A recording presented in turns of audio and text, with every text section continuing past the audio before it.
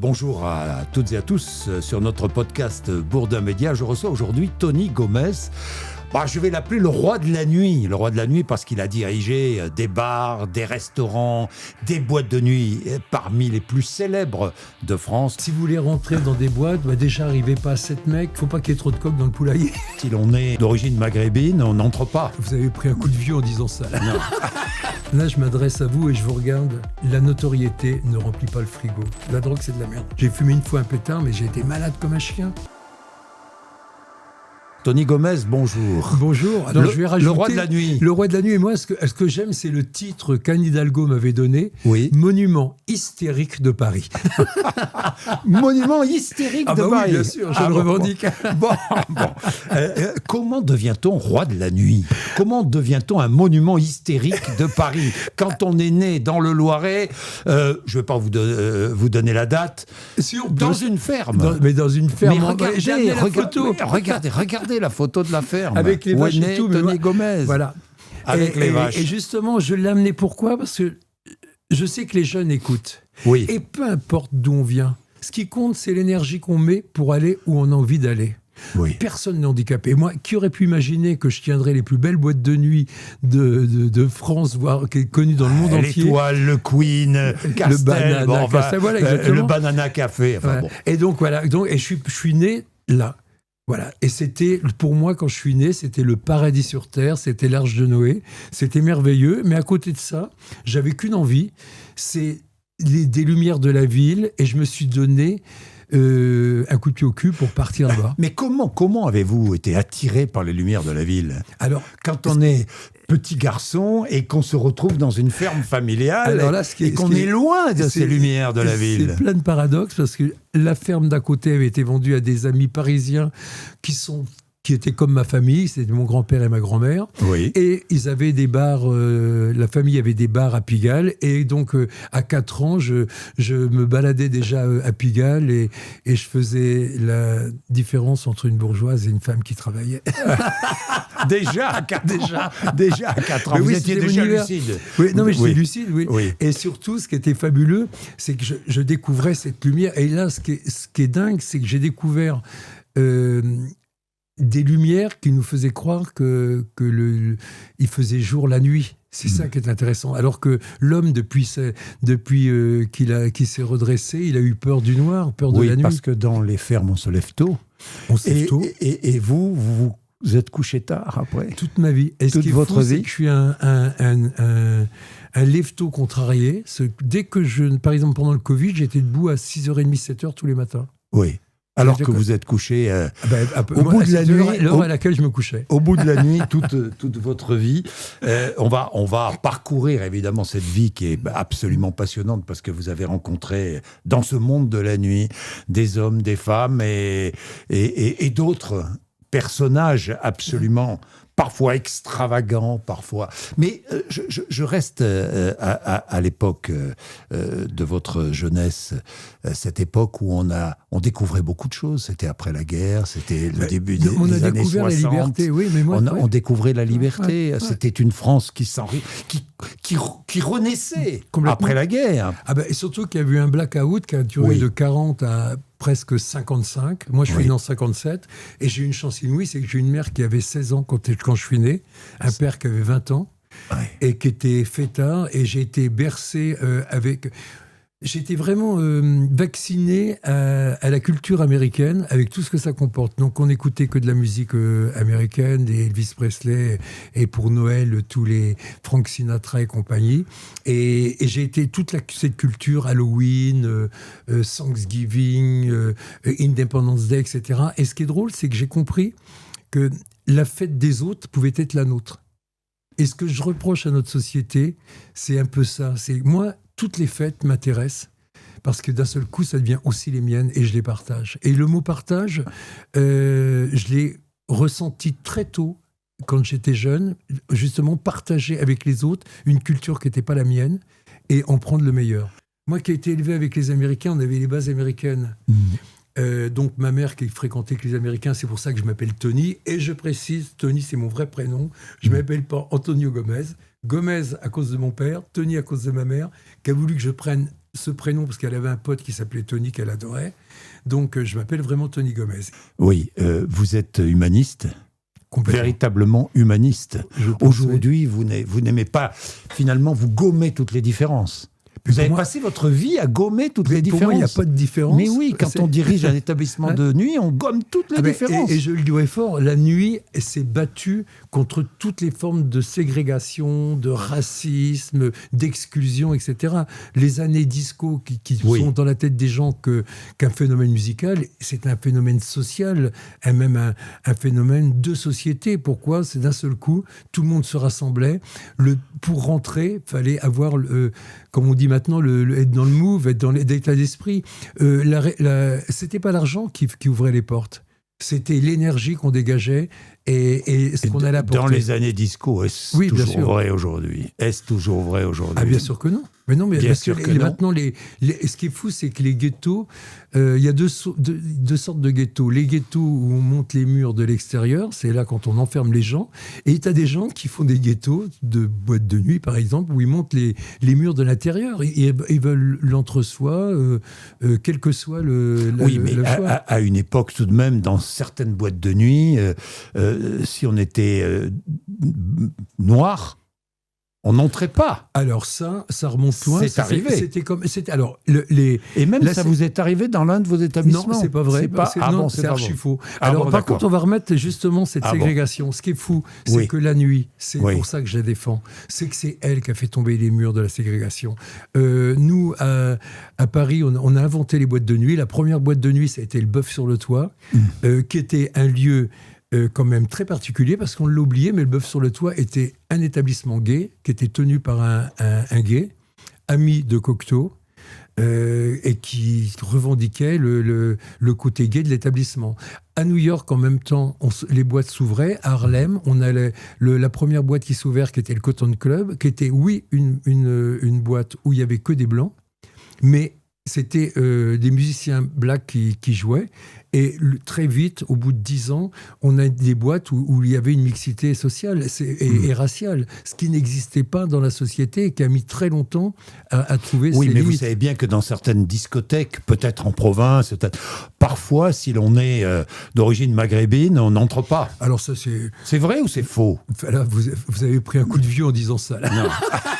Ah, dites-moi, c'est faux, c'est fini, plus dans le coup. C'est totalement fini. Ça n'existe pas. Ah, moi je l'ai vu. Ah, mais il y a à une époque, ça n'existe plus aujourd'hui. Ça n'existe plus depuis tellement longtemps. Oui. Tellement longtemps. Les boîtes de nuit maintenant, c'est l'argent qui prime. C'est-à-dire que si on a de l'argent, on entre. Et c'est pas une question de race, de sexualité, de milieu social. C'est de pouvoir d'achat ou de pouvoir de dépenser. Et d'ailleurs, à la porte, c'est ce que j'appelle, moi, des marchands de meubles. Moi, j'étais un marchand de bonheur toute ma vie. D'ailleurs, ça m'a valu une punition à l'école quand j'étais en CM2, avant de passer en 6e. La maîtresse d'école me dit qu'est-ce que tu veux faire quand tu seras grand ? Je lui dis je serai marchand de bonheur. Ah, tu te fous de ma gueule ? Tu viendras jeudi après-midi, parce qu'à l'époque, c'était le jeudi. J'ai été puni jeudi.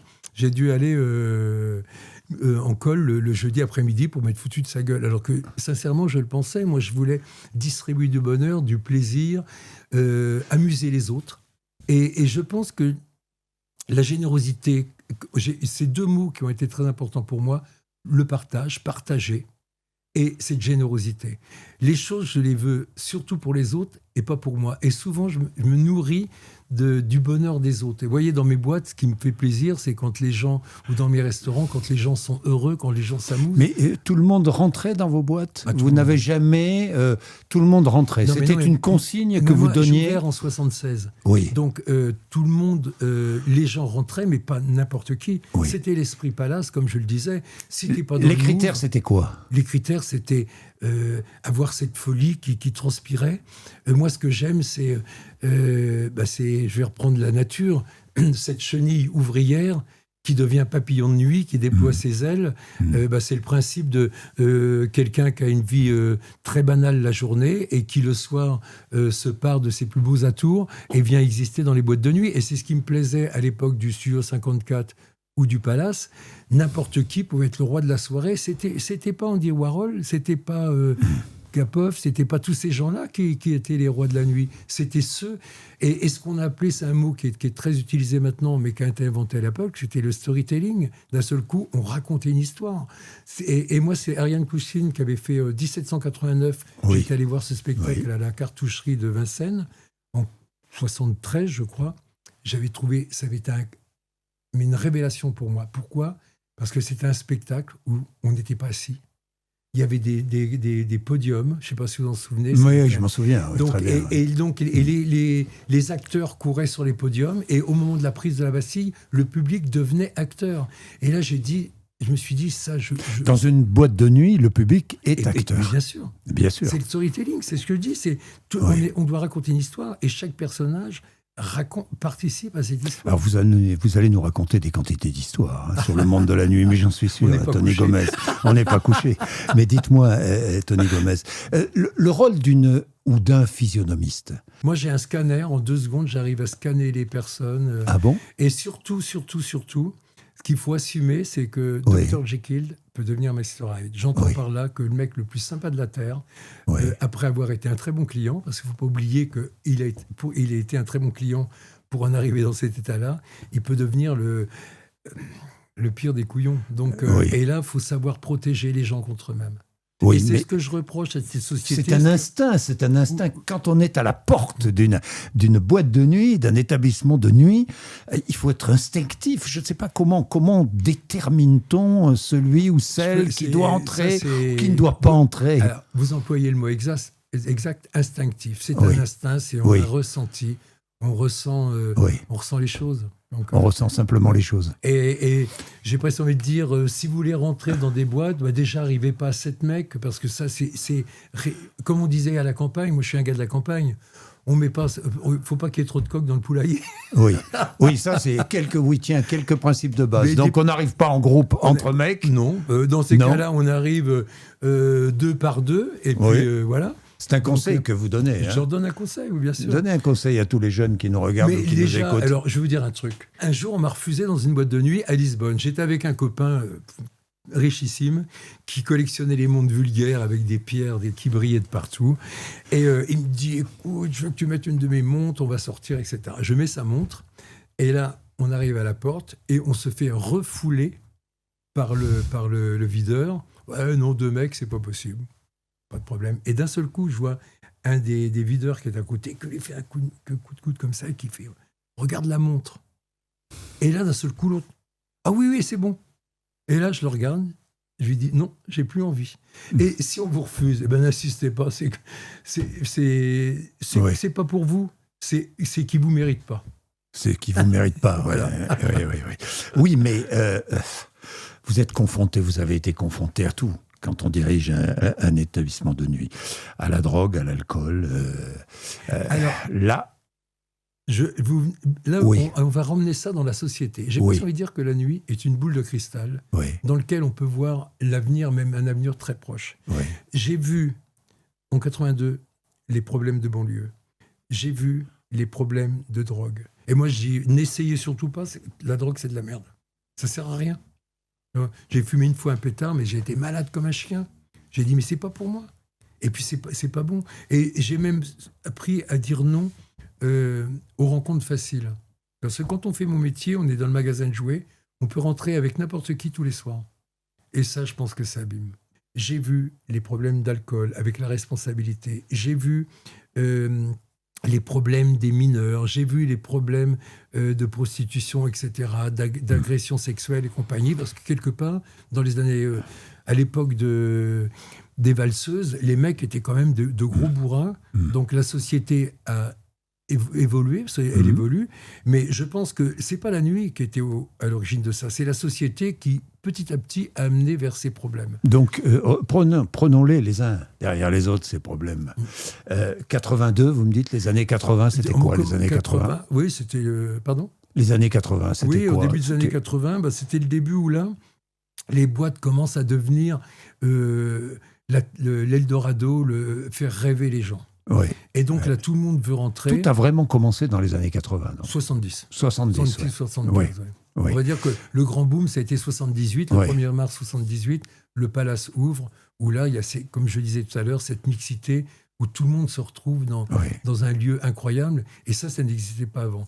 Mais donc là, évidemment, les gens découvrent, parce qu'il y avait le Palace, c'était facile, c'était une élite qui sortait, qui était habituée à sortir, qui allait chez Régine, qui allait chez Castel, qui allait rue Sainte-Anne, dans les bars gays, etc. Et d'un seul coup, tout le monde s'est retrouvé dans ces lieux-là. Le Palace, en une nuit, a ringardisé toutes les boîtes de nuit de Paris. Oui.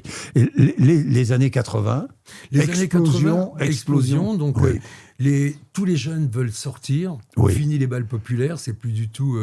donc, ils veulent aller en boîte de nuit. Et là, évidemment, c'est là où on se retrouve confronté à des refus. Moi, j'ai vu... Dans les banlieues, on sentait les jeunes qui se sentaient très opprimés, qui se sentaient rejetés de ne pas pouvoir rentrer. Mais malheureusement, ils arrivaient... Donc, ils ne pouvaient pas rentrer. Mais non, mais pourquoi ils arrivaient à 10 ? Oui. Moi, quand ils venaient à 2, il n'y avait aucun problème. Tu arrives à 10, tu ne rentres pas. Oui. Donc, oui. Mais ce qui a changé aussi, ce qui est fou, c'est qu'avant, vous voyez les garçons sortir justement à 10. Maintenant, ce qui est fou, depuis les années 2000, les femmes sortent comme les hommes sortaient. Et ça, c'est quelque chose de très nouveau. Et les filles sortent à 10. Elles sortent entre elles, oui. Entre elles, maintenant. Oui. Mais moi, j'ai vu l'évolution, vous voyez, jusqu'en 95, 98 maximum. C'était les gays qui étaient les détonateurs de la fête. C'est eux qui donnaient le ton, qui donnaient la folie, qui donnaient cette frénésie qu'on retrouvait dans toutes les boîtes. Et à la fin des années 90, avant d'arriver en 2000, les femmes ont pris le pouvoir. Et là, on l'a vu même dans la consommation. Les hommes qui buvaient du whisky ont commandé des bouteilles de vodka parce que les filles ne buvaient pas de whisky. Vous voyez, il y a eu une inversion. Et je me souviens, j'ai fait une interview en 99 quand j'ai ouvert l'Étoile. Ils me disent, pour vous, qu'est-ce qui va changer au XXe siècle ? J'ai écouté, c'est les filles qui vont prendre le pouvoir. Et deuxième truc, au XXe siècle, les filles piquaient le tailleur Chanel de leur mère. Après 2000, ce seront les mères qui piqueront les robes de leurs filles. J'entends par là, c'est que cette jeunesse est devenue... on voulait être jeune. Et les mères ont voulu être aussi jeunes que leurs filles. Elles se sont habillées comme les filles. Les filles avaient une vraie silhouette féminine pour les jeunes filles, qu'on retrouve encore maintenant. Le monde de la nuit, ce sont des codes... Parfois de la violence, beaucoup de tendresse aussi. Beaucoup d'amour. Ouais. Ah oui. Ce sont les codes de la nuit. Complètement. Mais d'ailleurs, c'est ce que je dis toujours aux gens qui travaillent pour moi. Je leur dis, vous savez, quelqu'un qui a soif à 2h du matin, s'il a soif, il va ouvrir la porte de son frigo. S'il ouvre la porte d'une boîte de nuit, il ne vient pas pour boire, il vient pour chercher autre chose. Oui. Le mec... c'est pour ça, quand on fait un procès, vous rendez les gens alcooliques, mais c'est pas vrai. Quelqu'un qui est alcoolique, il préfère acheter sa bouteille au supermarché qui va payer 30 € plutôt que de la payer 300 ou 400 € dans une boîte de nuit. Il va regarder le côté de la quantité. Une boîte de nuit, c'est autre chose. L'alcool, justement, le comportement des clients a changé ? On ne sort plus pour les mêmes raisons. Oui. Cette société moi, je l'ai vu... à partir de 2000, où là, d'un seul coup, on a senti l'arrivée des réseaux sociaux, cette envie de paraître. Et ce qu'on a fait même avec le loft, où on regardait des gens vivre, maintenant les réseaux sociaux, c'est un loft privé où on montre une vie qui n'existe pas. C'est-à-dire qu'on s'invente une vie pour exister. Oui. Et dans les boîtes de nuit, c'est ça également. Ils arrivent... je veux passer pour quelqu'un de riche, parce que quelqu'un de riche, comme par hasard, ça attire les filles. Donc, et on a la vasque avec plein de bouteilles, et on fait le kéké. Il y a même maintenant des boîtes, alors là, ne tombez pas dans ce piège, qui font de la location de bouteilles. C'est-à-dire que vous commandez, par exemple, une bouteille, mais pour faire riche, vous en louez 9 autres.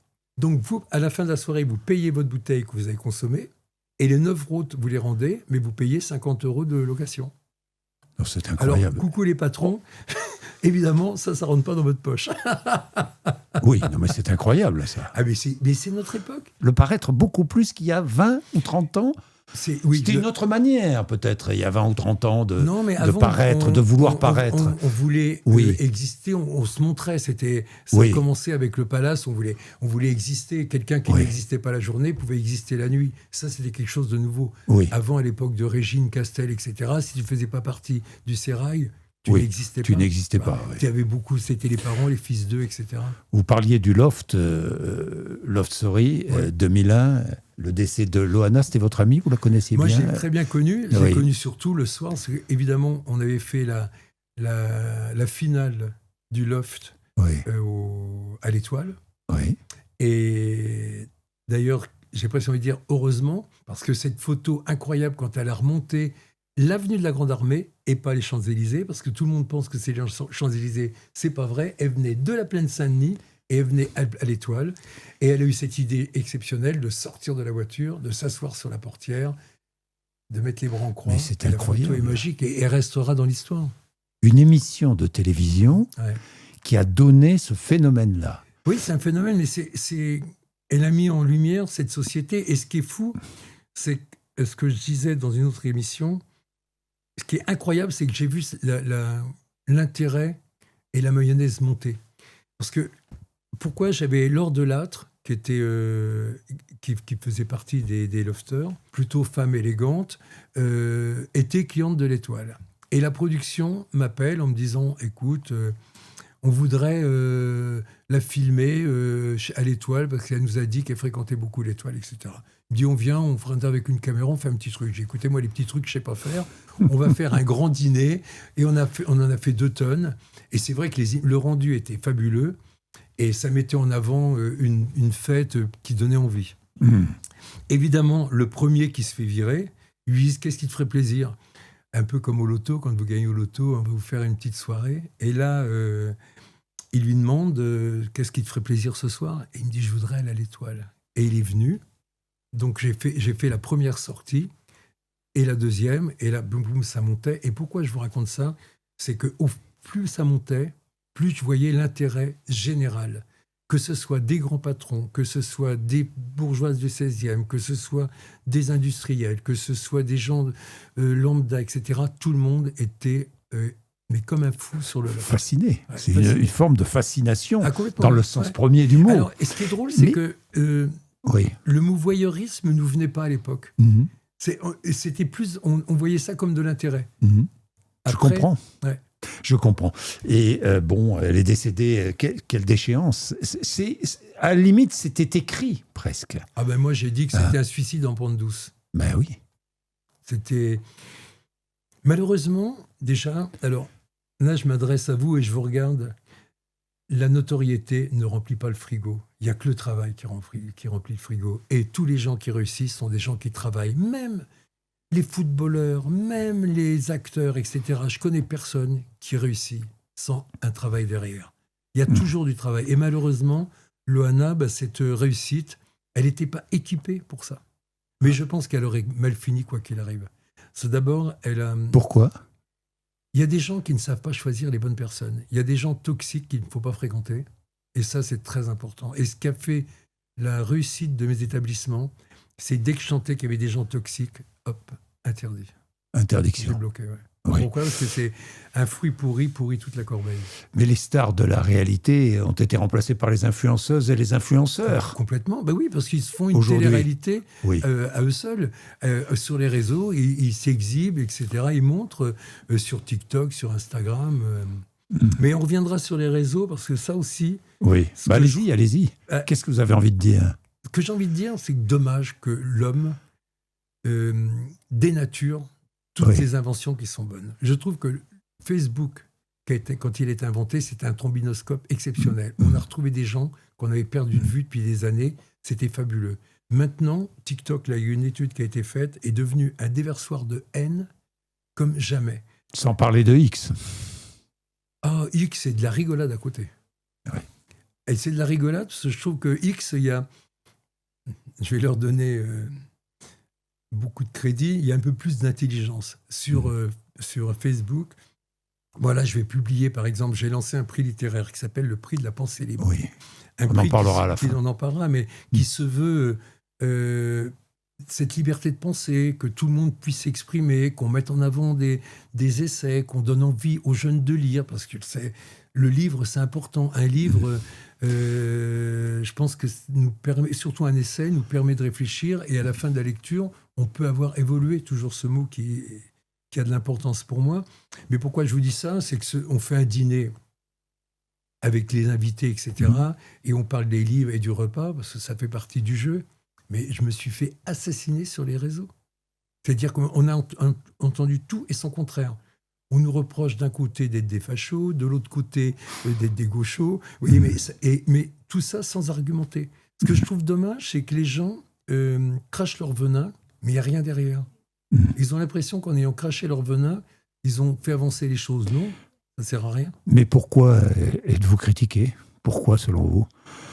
La jalousie, je sais pas, parce que je pense qu'on est dans un monde... Parce que beaucoup pensent que toutes les pensées ne seront pas représentées, or elles seront représentées. Elles sont représentées, bien sûr. Ah non, mais ça, ils n'ont même pas regardé la sélection. Même pas ça. Non, c'est une haine tout court. Je pense que la haine est devenue... un vrai poison. Mais la haine pour de la quoi? société. La haine de tout. Malheureusement, c'est que la société a rendu indispensable qui ne sert à rien. Je vous parlais de la ferme où je suis né. Moi, la nature, pour moi, c'est important. Les choses simples sont importantes. Et le reste, ce n'est que foutaise. En revanche, cette société, maintenant, s'ils n'ont pas le dernier iPhone, s'ils n'ont pas le dernier Gucci, s'ils n'ont pas le dernier sac Chanel, ils ont l'impression d'avoir loupé leur vie. Alors qu'on s'en fout. Vous savez, c'est pas ça qui rend heureux, c'est pas ces accessoires. Malheureusement, s'ils les ont pas, et comme ils ne se reprochent rien à eux, ils le reprochent aux autres.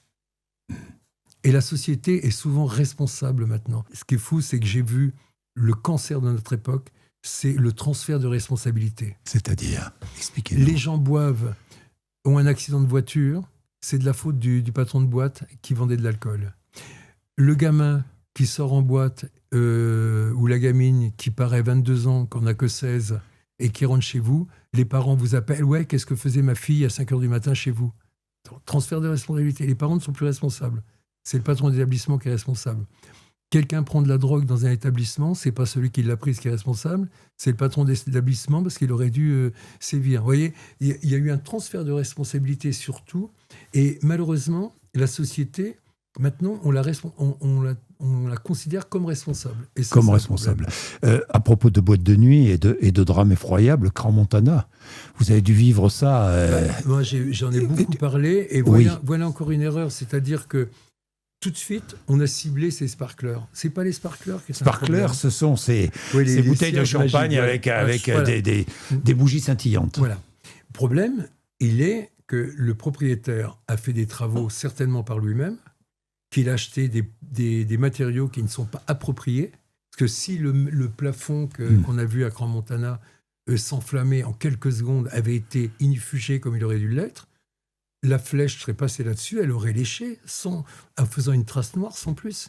Non, j'imagine, oui. Malheureusement, en France, et je défends la France pour ça, on est super protégés. Les boîtes de nuit ont des commissions de sécurité, on a des contrôles régulièrement. C'est très encadré et il n'y a pas de place sur n'importe quoi. En revanche, comme ça fait rêver sur le plan financier, tout le monde a voulu faire de la fête, de la boîte de nuit, et on a vu des bars, Crans-Montana, s'inventer boîte de nuit. Le problème, c'est que ce bar, qui est fait pour accueillir 50 personnes, il y en avait 200. Moi, quand j'avais le Queen, qui était quand même une boîte où il y avait énormément de monde, on rentrait 2000 personnes, les issues de secours sont primordiales. C'est quand il y a un problème, les issues de secours doivent être dégagées et ça doit sortir à toute vitesse. Comme tous les soirs que Dieu faisait, je faisais le tour des issues de secours. Si jamais il y avait des trucs encombrés, tant que c'est encombré, on n'ouvrait pas. Un jour, on avait fait venir un grand DJ qui était venu avec... Il était sourd comme un pou, le pauvre, et il était revenu avec des enceintes, parce que sinon, il ne s'entendait pas. C'était une catastrophe. Et donc, il avait des fly, ce qu'on appelle des fly, c'est les boîtes dans lesquelles on met des enceintes. Et ces ânes-là, ils avaient tout stocké dans l'entrée de secours. La sortie de secours, pardon. Et là, je vois ça, j'ai écouté, les gars, on n'ouvre pas. Donc, faites venir votre camion, on charge tout dans le camion. Il me dit, oui, il faudra les recharger après. Je dis, peut-être, mais une issue de secours, c'est pas un KGB, on entrepose. Ouais. Oui. Et ça devient un problème. Et il y a un autre problème, et là j'en ai parlé avec les pouvoirs publics, et quand j'ai rencontré les élus, j'en ai beaucoup parlé. On parle beaucoup du Airbnb. Moi, ce qui me gêne avec le Airbnb, c'est les fêtes sauvages qui sont organisées. Donc on loue un appartement, on invite 200 personnes, donc on invite à payer évidemment, et on fait un commerce complètement illégal, et qui est un véritable problème, parce que là, il y a aucun... Et un danger. Mais il y a un danger. La preuve, c'est qu'un jour, ils ont fait une fête dans un appartement, ils étaient tous sur le balcon, le balcon est tombé sur celui d'en dessous. Oui. Donc il y a des vraies questions. Et je le dis haut et fort, et là je m'adresse aux politiques, on n'est pas là pour vous critiquer, on est là pour vous aider. Faites appel aux professionnels comme nous. C'est ce que j'ai dit quand j'ai vu pour la mairie de Paris, j'aurais dit, écoutez, peu importe qui sera élu, vous pouvez compter sur moi. Pourquoi ? Parce qu'on a une expérience et je suis prêt à la partager. Il faut protéger les gens contre eux-mêmes. Et c'est ce que j'avais dit au sujet de Loana. Je trouve que notre société a une responsabilité. La société, ceux qui nous gouvernent et qui nous encadrent, doivent nous protéger des gens dangereux et nous protéger contre nous-mêmes. Et malheureusement, ces années 70, l'après 68, où d'un seul coup, la psychiatrie était considérée comme soviétique, c'était une façon déguisée de mettre les gens en prison. Donc on n'a plus jamais mis dans des hôpitaux les gens. Moi, je vois, j'ai un père qui a des gros problèmes psychologiques parce qu'il a énormément souffert de la guerre.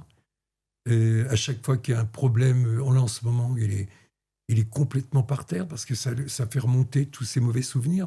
Mais on a mal fou pour le faire quelquefois, malheureusement, il faudrait qu'il soit placé, soigné, calmé. Au même titre que, et je voudrais qu'on en parle, on va revenir sur les jeunes, confiez-nous les jeunes, qu'on puisse leur mettre le pied à l'étrier du monde du travail. Les boîtes de nuit... C'est-à-dire les boîtes de nuit ont toujours fait rêver les jeunes. Oui. Mais demain, tu prends un jeune, même... Si tu peux le faire travailler, qu'il fasse vestiaire, qu'il fasse serveur, débarrasseur de verre, mais au moins, il rentre dans un univers et ça lui donne envie. Et la nuit, c'est un ascenseur social. Moi, je dis, ouais, fort, la nuit, on rencontre des gens qu'on ne peut pas rencontrer le jour. Et si je peux vous donner un conseil, je m'adresse encore à la caméra. Moi, j'ai toujours mes cartes de visite avec moi. Faites pareil, allez chez Copytop, je fais de la pub, faites une petite carte de visite. Dès que vous rencontrez quelqu'un d'intéressant, vous donnez votre carte. Vous ne pouvez jamais savoir. Moi, j'ai tout commencé comme ça. Oui, mais je me mets à la place des parents. La nuit, on rencontre l'alcool, on rencontre la drogue. Mais la drogue, vous l'avez toujours connue dans vos établissements ? Ah non, la drogue, elle est arrivée dans les années 80. Fin 80. Dans les années fin 80. Avant, moi, j'ai connu des Françoise Sagan. J'ai connu cette élite qui, évidemment, flirtait avec l'interdit. Mais c'était une élite. À la fin des années 80, tout s'est démocratisé. Et là, c'est une catastrophe. Quand on voit maintenant, la drogue, elle est partout. Tu as des mecs à la campagne, au fin fond de la Beauce, qui prennent de la cocaïne. Qui prennent de la cocaïne, oui. Ou pire que ça, parce que maintenant, ce qu'il faut savoir, c'est que j'avais une copine qui était grande consommatrice, qui disait « Oh là là, mais tu sais, chérie, dans les années 80, elle était bio. » Je dis « T'as raison. » On va dire c'est comme ça. Je suis pas sûr que c'était tellement bio, mais maintenant, les drogues synthétiques sont 100 fois plus dangereuses. Oui. Et la drogue synthétique, on la retrouve dans une boîte de nuit. On la retrouve partout. Comme ailleurs. Partout. Comme ailleurs. Partout. Ouais. On les retrouve dans les écoles, on les retrouve partout, on les retrouve au bureau, on les retrouve... Difficile quand on dirige un établissement, justement, de lutter contre cela, de lutter contre la consommation à l'intérieur même. On fait attention. Comment faites-vous ? Moi, la chance que j'ai, c'est que j'ai toujours été dans mes affaires. Oui. Donc, et j'ai toujours été de l'ouverture à la fermeture. Là, dans les restaurants, j'y suis midi et soir, je suis là tout le temps. Vous étiez le regard de l'établissement. Ah, mais je surveille tout. Même pour la sécurité, j'en ai parlé pour Camp Montana, où on part un peu dans tous les sens, mais ça me vient au même moment. Ces grandes soirées vous ont permis de rencontrer beaucoup de stars, de vedettes. Est-ce qu'il y a encore des stars ? Qui sont les stars aujourd'hui ? Alors, moi, j'ai connu les vraies stars. Oui. C'est-à-dire cette grande époque. C'était qui, les vraies stars ? C'était... des Liza Minnelli, des Quincy Jones, ces gens qui nous font encore... et j'étais très copain avec Nina Simone. Pour moi, Nina, c'était un monument. Parce que c'était ce combat contre justement cette ségrégation, c'était cette musique incroyable, c'était toute une époque, c'était la souffrance des femmes, parce que moi, elle m'a beaucoup parlé de son mari quand elle est... qui était pas évident. C'était la même chose avec Tina Turner. Son mari qui la battait, et qui battait Tina Turner, elle en a parlé. Ouais, elle en a beaucoup parlé. Ouais. Mais, et toujours, et aussi à cause de la drogue. Oui, et à cause de la drogue. Mais toutes ces stars, mais moi j'ai vu les stars montantes que j'ai adorées au Banana Café, j'ai eu cet instinct, j'ai connu Muriel Robin, j'ai connu Bigard, j'ai connu Michel Larocque, j'ai connu Valérie Lemercier. Qui venaient alors qu'ils étaient inconnus. Mais c'était inconnu, oui. Inconnus. Ouais. Moi, à l'époque de l'Amazonial, Muriel, elle démarrait, elle était chez Bouvard, et Bouvard qui s'était vraiment trompé, c'était pas souvent le cas, lui avait dit non, ça, faut mieux que tu retournes vendre des chaussures à Saint-Étienne, quand on voit le succès qu'elle a fait derrière. Ouais. Finalement, quand vous réfléchissez à tout ça, quand vous revenez, vous retournez un peu sur votre vie, et quelle a été la soirée la plus inoubliable que vous ayez vécue? On vous a posé 25 fois la question, mais je vous la pose la 26e fois. Mais pour alors, la 26e ce qui est fois. fou, c'est que... Il n'y en a pas? Il y en a plein. Il y en a tellement qu'elles sont toutes ex aequo. Oui. Des soirées incroyables. J'en ai eu à l'Étoile. Quand j'ai fait mon anniversaire, qui était sponsorisé par Piaget, on avait fait une soirée. Il y avait tout le parterre parisien qu'on peut imaginer. J'ai fait une soirée un jour pour une compagnie aérienne. On avait envoyé des avions chercher des stars aux États-Unis, mais des trucs de folie. On avait fait venir Rebecca Romijn-Stamos, qui était de New York, en jet privé. C'était une folie. À chaque fois qu'on bougeait, on butait sur une star. Et la rencontre la plus exceptionnelle que vous ayez pu faire? C'était le professeur Gentilini, qui a été un grand professeur. Je me souviens. Oui. Que j'ai connu. Qui s'est battu pour beaucoup de causes, entre autres pour le sida, etc. Et donc, nous, à l'époque, on était très militants. Et j'ai connu cet homme. Il a travaillé toute sa vie. Tout ce qu'il gagnait, il le donnait. Il envoyait en Afrique. Il a adopté des enfants. Et j'étais en admiration devant cet homme. Vous est-il arrivé de chasser une vedette, une star, parce que trop capricieuse ou trop insupportable dans son comportement? Alors, ça vous est arrivé? Un qui m'avait choqué une fois, parce qu'il avait trop bu et qui se comportait mal, et surtout avec les femmes. Et ça, moi, j'ai toujours protégé les femmes. C'était Claude Nougaro. Et il est venu après pour s'excuser. Il a dit, tu sais, quand je suis bourré, je suis vulgaire. J'ai dit, non, t'es agressif. Oui, ce qui n'est pas pareil. Non, pour moi, c'est pas pareil. Vulgaire, c'est pas gênant. C'est pas gênant? Non, parce que c'est pas méchant. La vulgarité ne fait du mal qu'à celui qui l'est. Quand tu es vulgaire, c'est toi qui passe pour quelqu'un de vulgaire. La vulgarité, elle n'est pas contagieuse. C'est pas parce que un vulgaire va te parler vulgairement que toi, tu dois devenir vulgaire. Et les politiques? J'en ai beaucoup connu. Un jour, d'ailleurs, ce qui était drôle, et je tairai le nom... Ah non. Ah si. Ah non. On faisait Tony dîner, Gomez. Il y avait Muriel Robin, ça je peux le dire. Oui. Il y avait Jean-Marie Bigard. Oui. Et un ministre important. Et là... un ministre de François Hollande, de Nicolas Sarkozy? J'ai la mémoire qui flanche, je me souviens plus très bien. Et donc, pour terminer, je commence à raconter des histoires croustillantes, et Jean-Marie Bigard me dit « Mais arrête, malheureux, il y a un ministre avec nous, quand même, raconte pas nos conneries. » Et là, Muriel dit oh, « Mon Dieu, si un jour Tony parle, on est mort. » Et le ministre fait « Je le confirme. » Mais alors, vous voyez, par exemple, et les politiques, ça me fait mal au cœur quand on tire à boulet rouge sur les politiques. C'est moi, derrière le politique, il y a un humain. Et ce qui est fou, c'est que quand on me parle, les politiques que j'ai rencontrés, j'ai tout de suite vu l'humain. Vous voyez, par exemple, moi j'ai rencontré Mitterrand, mais il y avait un homme derrière. Et quelque part, moi, il était impressionnant parce qu'il avait les moyens d'impressionner. Mais alors pourquoi sont-ils décrédibilisés? Pourquoi? Mais parce que Tony Gomez, transfert de responsabilité, ça va mal dans notre pays, c'est de la faute de ceux qui nous gouvernent. En partie, peut-être. à travers les décisions prises ou non prises, à travers des votes à l'Assemblée nationale ou pas. Qui a élu les députés à l'Assemblée nationale? Oui. Les citoyens. Zéro. Voilà. Donc, non, c'est pour ça. Et les politiques... On a tendance, vous pensez, à rejeter toutes les responsabilités sur le dos des politiques. Les gens ne sont pas responsables. Mais Tony Gomez, dans votre restaurant chez Laurent, vous recevez les politiques. Bien sûr, parce que c'est l'ADN du lieu. C'est l'ADN du lieu. Ouais. Tous les politiques viennent, quel que soit le bord politique. Ils se croisent, ils se rencontrent, ils se saluent. Comme à la buvette de l'Assemblée nationale, tout le monde se croise. Mais la démocratie, c'est ça. Tant que les gens pourront se croiser, tant que les gens pourront parler, tant que les gens pourront échanger, on sera en démocratie. Mais vous avez des anecdotes, tout à coup, dans un salon, il y a, je ne sais pas, Marine Le Pen, dans un autre salon, il y a quelqu'un de beaucoup plus à gauche. Ça vous est arrivé? Racontez-moi. Plutôt que de parler des gens, je vais vous parler des tables de pouvoir. Oui. Ces tables de pouvoir, c'est ce qu'on appelle tables de pouvoir, ce sont ces restaurants qui sont fréquentés par une élite politique, professionnelle, hommes d'affaires, etc., où on se croise. Et ça, c'est typiquement français. Des restaurants comme Laurent, qui ont été créés au milieu sous Napoléon III, il y avait la Pérouse, il y avait Rouen, avec ses salons.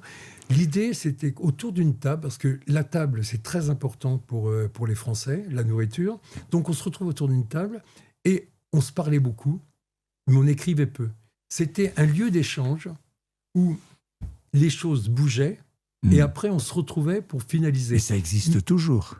En tout cas, chez Laurent, c'est le cas, oui. Chez Laurent, c'est le cas. Bien sûr. Il y a les tables de pouvoir. Bien sûr, il y a les tables de pouvoir. Mais une table de pouvoir, c'est quoi? C'est un restaurant où on protège justement ce secret.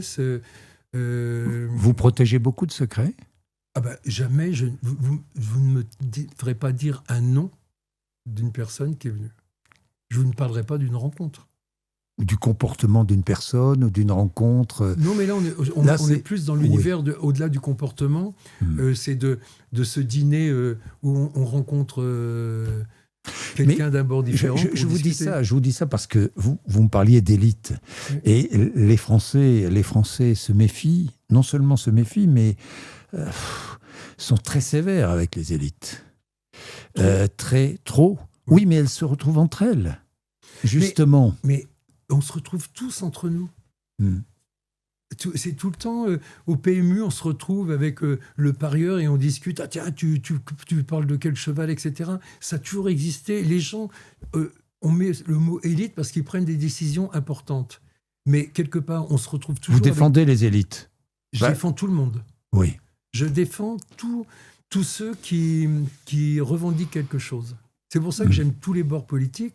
Parce que pour moi, quand je serre la main d'un homme politique, je serre la main de tous ceux qui ont voté pour lui. Et je pense que les politiques ont un rôle très important, c'est de représenter ceux qui ont voté pour eux. C'est ce que je vous disais tout à l'heure, quand on critique les votes à l'Assemblée, je suis désolé, c'est nous qui avons choisi nos députés. Oui, ça je comprends très bien.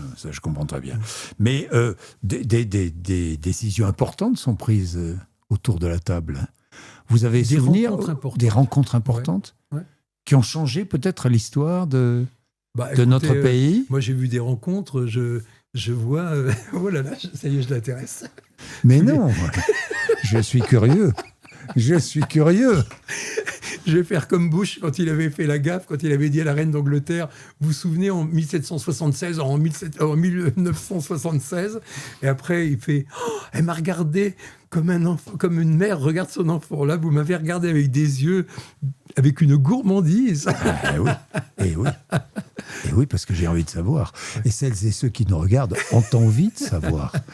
Tony Gomez. Mais écoutez, alors moi je vous dis, venez voir. Non, si venez voir. Non, c'est trop facile, ça.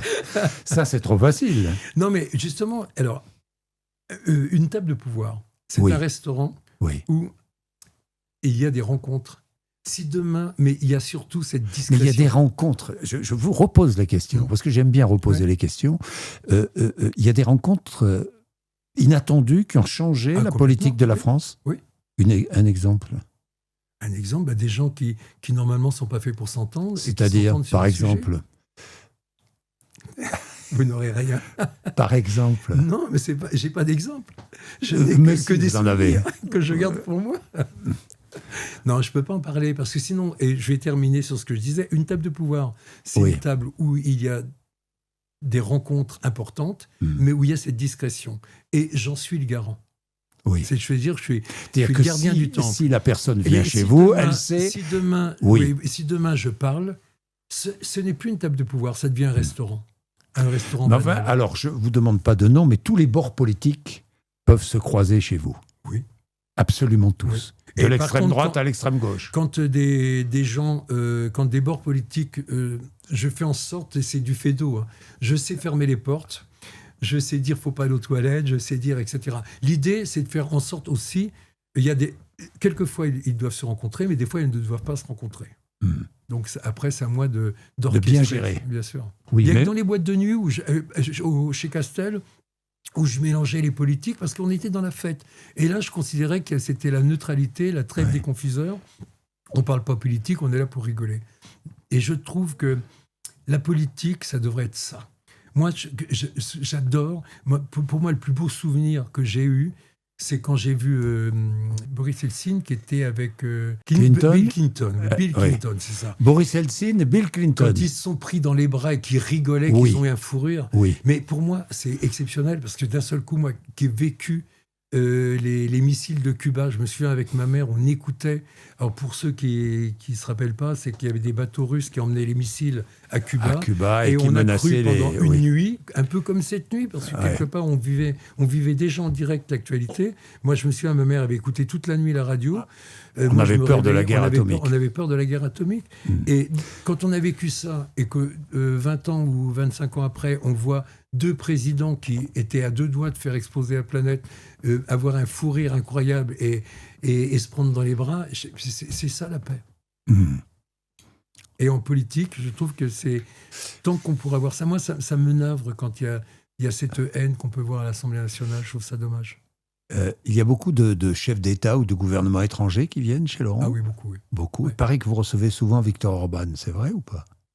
Je peux le dire parce que tout le monde l'a vu. Oui. Donc, oui, Oui, est venu. il vient Pourquoi souvent. Alors, lui, ce qui l'arrange, c'est que quand il va à l'Élysée, comme il n'a pas envie d'aller à l'ambassade, donc un jour, l'ambassade m'a appelé, ils m'ont dit est-ce que notre ministre, Premier ministre. oui, Oui. peut venir faire du télétravail chez vous? J'ai écouté, il veut faire quoi? Il veut prendre le thé, etc. Bah, écoutez, moi, je suis là pour travailler, donc oui, il est venu. Il est venu. Mais il y a tout le monde, il y a des présidents, j'ai beaucoup d'ambassadeurs qui viennent aussi. Beaucoup d'ambassadeurs. Et vous garantissez le secret de la vie privée. Parce que là aussi, Ah, ben ça, c'est autre chose. C'est ça. mon ADN depuis le début. Oui, depuis le début. Ouais. La vie privée, oui. Vous êtes le garant, finalement. Mais même la vie privée, Oui, et même je protège la vie vous privée. protégez la vie privée. Pas seulement avec cette discrétion, mais combien de fois j'ai dit à des clients, écoute, arrête, tu t'es bien amusé, tu as fait un safari photo, là, elle te dit oui, mais il faut savoir dire non. Demain, tu vas t'en vouloir, tu vas pas foutre ton couple en l'air pour une connerie comme alors que... Voyez, Vous et ça l'avez dit aussi- beaucoup de fois. Oui. Oui.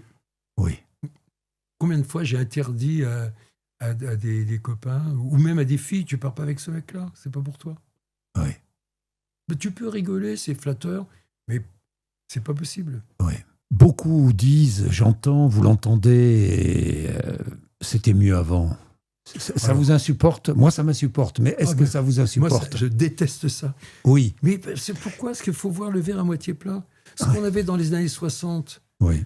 est-ce qu'on avait et ce qu'on n'avait pas? Moi, je me souviens ce qu'on avait, mais il fallait voir tout ce qu'on n'avait pas. En 62, quand les Américains étaient en France, on allait faire nos courses dans les supermarchés, dans les bases américaines. Je peux vous dire, quand ils sont partis, il a fallu attendre 67 que le carrefour de Sainte-Geneviève-des-Bois, t'as fait, ouvre, et on faisait 1h30 de voiture avec ma mère pour aller faire les courses. Parce qu'avant, Oui. à la campagne, il n'y avait rien. Mais maintenant, on a tout. Vous voyez, donc chaque Oui. époque est bien. C'est comme les HLM. Les HLM. Parlons-en. Quand je suis arrivé chez ma cousine dans son appartement, Mais il y avait un ascenseur, c'était tout neuf.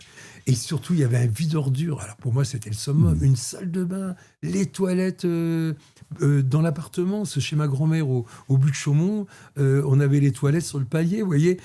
Mais c'est autre chose, mais on ne s'en rendait pas compte. Ouais. C'est-à-dire que maintenant, quelqu'un qui a plus les toilettes dans son appartement, c'est un scandale. Alors qu'à l'époque, c'était... moi, je me souviens, on allait aux toilettes, t'avais le voisin qui était aux toilettes, on parlait à travers la porte. Mais c'était une convivialité. Chaque époque a ses avantages et ses inconvénients. C'était pas mieux avant, c'était différent, ça a évolué, tant mieux. La fête aura toujours 20 ans, les jeunes auront toujours 20 ans, et c'est ce que je dis toujours à ceux qui me disent « c'est trop jeune » ou « c'était mieux avant », je dis « non, c'est toi qui es trop vieux maintenant ». Vous n'avez jamais fumé, jamais bu, pas drogué, et pas de drogue. Pas de drogue. Rien de tout ça dans votre vie. Alors que vous avez côtoyé. J'ai essayé une fois, quelques fois, pour me rendre compte, parce que malheureusement j'ai une curiosité.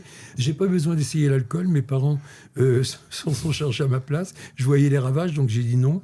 Le tabac, c'était pareil. J'ai appris à dire non. Mais ce qu'il faut, c'est savoir dire non. La vie, c'est construire et transmettre. Et cette transmission, pour moi, elle est importante. Tous les acquis, tout ce que la vie m'a appris, j'ai envie de le partager et le transmettre.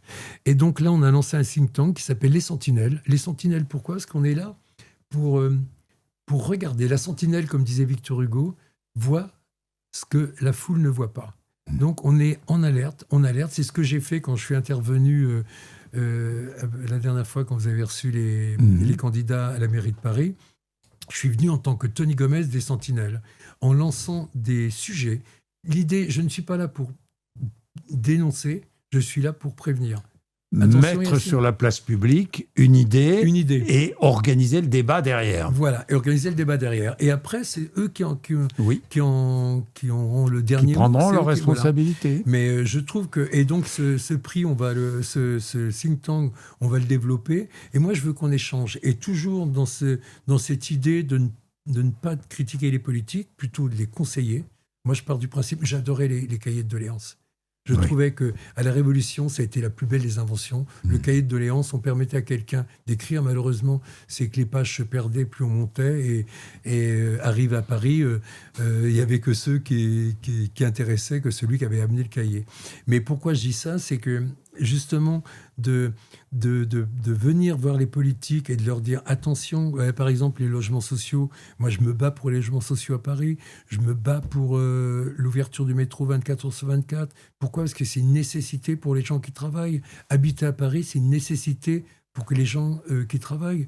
Et ce que je souhaiterais, moi ce que j'ai soumis en tout cas, c'est que les logements sociaux soient réservés aux gens qui travaillent à Paris. Tu travailles à Paris, tu es prioritaire pour un logement social dans Paris.